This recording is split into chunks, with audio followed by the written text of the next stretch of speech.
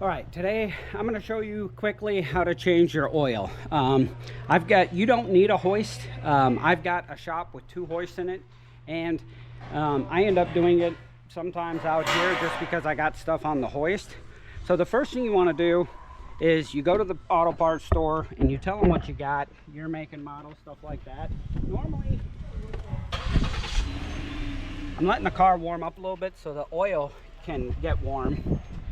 And you can do this in your driveway with a couple of hand tools. But normally you go to like O'Reilly or AutoZone or any one of those stores, and a lot of times they'll have a weekly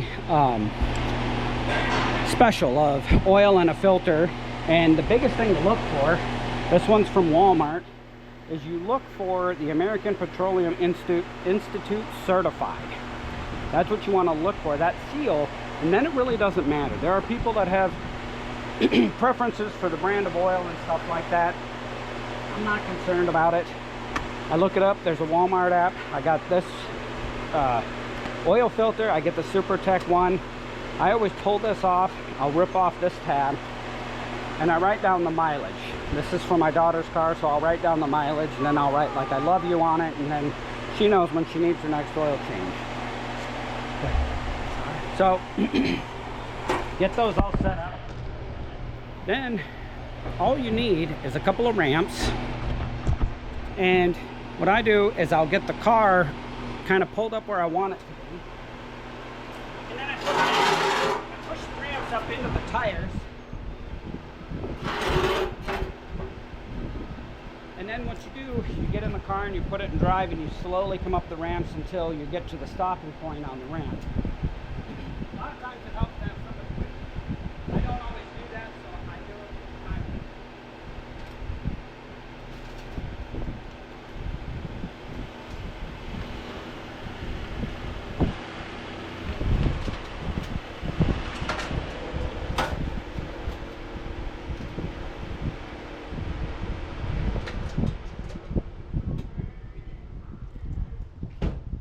One good idea, I always put a block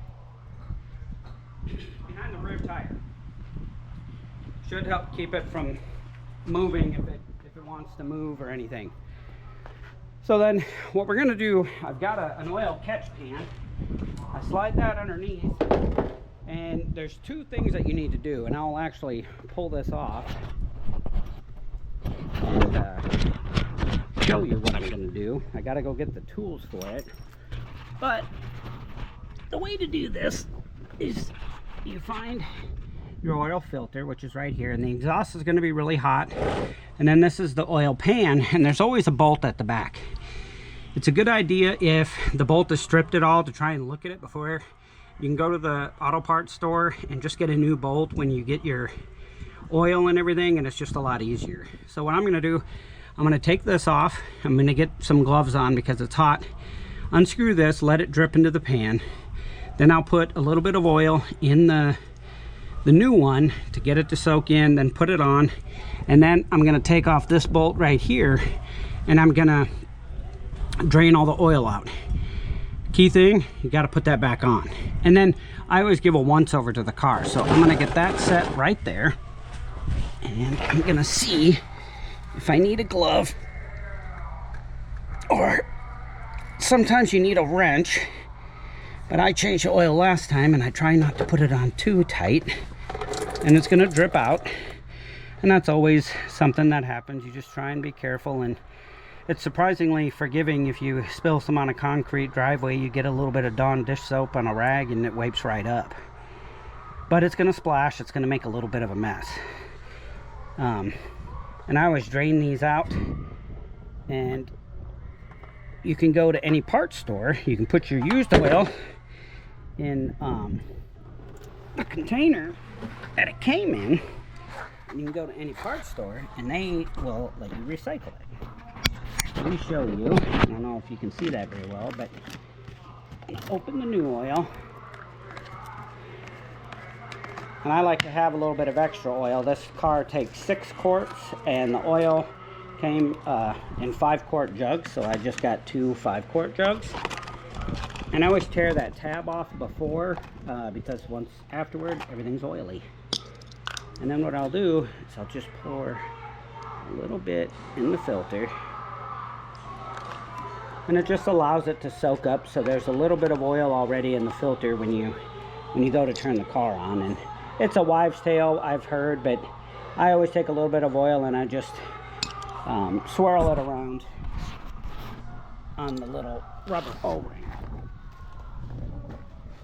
And then you get up under here, you find where it screws on.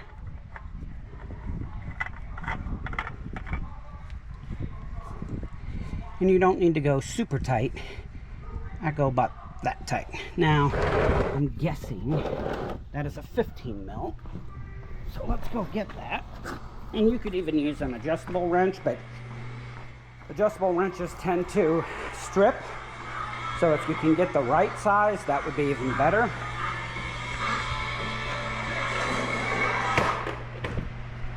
My son's watching TV.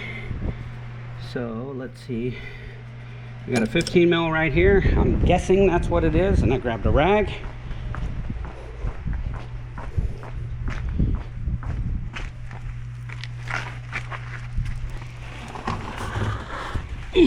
Let's see if that's a 15. Yep. And you righty tighty, lefty loosey. And sometimes in these aluminum oil pans, they can get pretty tight. Now, you got to be skilled to get this thing out without dropping it in the oil. I always try. I oftentimes fail, or I get oil all over me. Wipe it up right away. Now, the oil's going to come out kind of fast, and it's going to have a long stream. And then it's a little bit windy today, and so it's blowing this way. So as it blows and moves back, I'm moving the pan. And I let it warm up so the oil is good and warm and everything gets out and it drains cleanly. I always like to look at the bolt just to see this one doesn't look worn at all, and I always clean it off.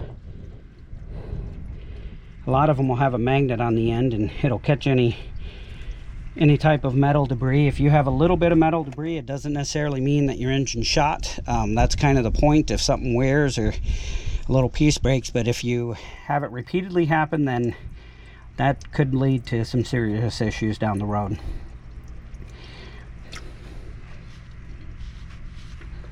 And I think this oil change, if you go to an oil place, a lot of mechanic shops will say you need to do your air filter, all these things, and I don't think that's necessary. I always look at the stuff, but you don't have to do it every time. You can clean them out, and especially in, everything seems more expensive today, and so I recommend doing this. A lot of times you can borrow ramps from somebody if you want.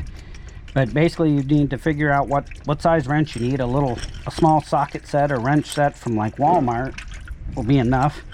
And you need a rag, and then a catch pan and a funnel. Those are really the only tools that you need.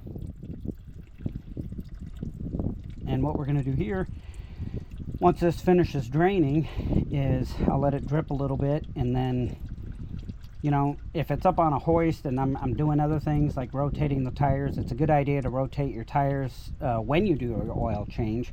I'll do that a lot of times. I don't do it every time necessarily, because it just gets to be a lot, especially like today I only have the ramps. When I'm using the hoist, I will rotate the tires, and each manufacturer has their own way. You can Google which way they want you to rotate the tires, but then it's good to do that. I'll check the washer fluid. Another thing I do, I like clean windows, and we hit a lot of bugs on our road. So I'll fill the washer fluid, then I add, a few drops of Dawn dish soap, and it really helps with the bugs, get them off. So, in the interest of time, I'm going to go ahead and put this back in. There's a tad bit left. You never get all of it completely out. The goal is to get as much out as you can, because the new oil is, brand new and isn't broken down at all. And all oil, after it's been used a little bit, is going to be black. That's the way that it works. If you accidentally drop your wrench into the pan, it'll help with rust prevention. I always wipe the stuff off. And then we slide out from under the car. oil in the pan, and I'm going to put you back on the stand here. Sorry for all the jostling. And show you what's going on with the rest of this. So, let me set you maybe at that angle. See what that looks like. The hood open. This one you got to prop up. Some of them will have struts, but this one prop up. The oil intake is right here. It tells you what you need to use. 5W20, that's what I'm using. This one's a little bit dirty. I'm going to check the washer fluid. The coolant looks good. There's a cold line and a hot line. I will check the air filter. I'll pop these tabs off and check that. So let's get a funnel and put in those 6 quarts of oil.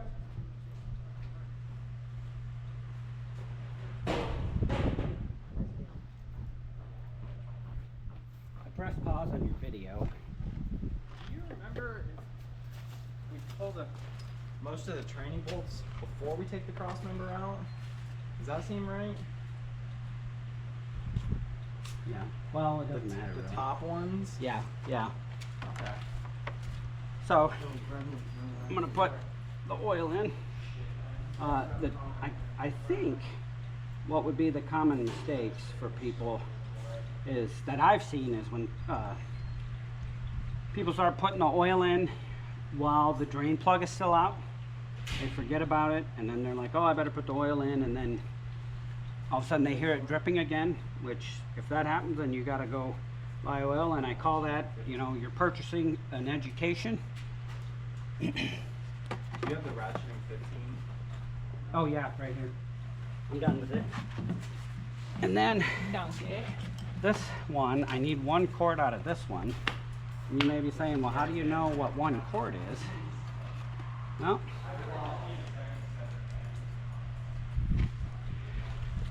it's not just guessing by golly. There's marks here. There's 5 in here, so going to 1 will be 4, 3, 2, and then 1 quart left. So I'm gonna try going to the 4. I'm gonna dump this in.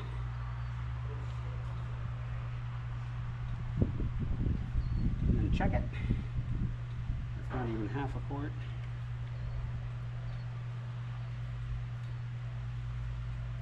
Check it. Got a little bit more to go. And the other mistake I think people make is they may put the plug back in and then they go to start the car without making sure the oil has been put in. So I always keep the funnel out. I like to leave it sitting in the engine. I'm going to check the washer fluid. That looks good, actually. It's up to here. So I'm going to leave that. And then I'm going to check the air cleaner.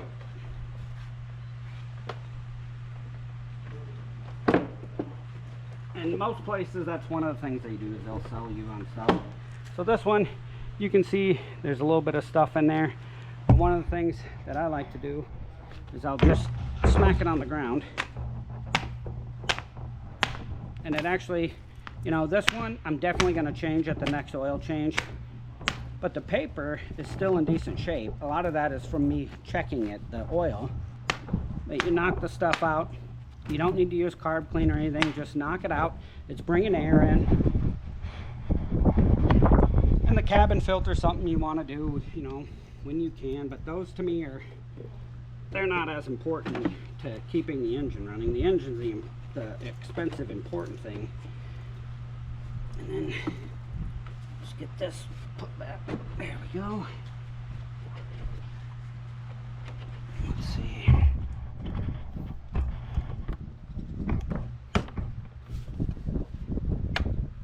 The clips on. And then what I'm gonna do, I'm going to start it. I know I've got 6 quarts in. I'm going to start it and pull it off the ramps onto level ground and let it run for a minute.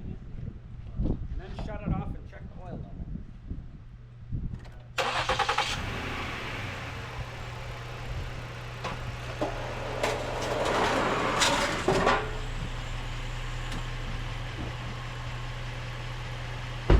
let that run just to get the oil flowing.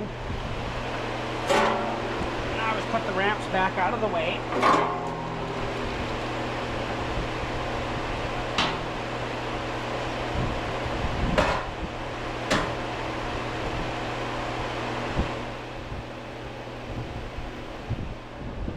And the time, you know, I'll shut it off here.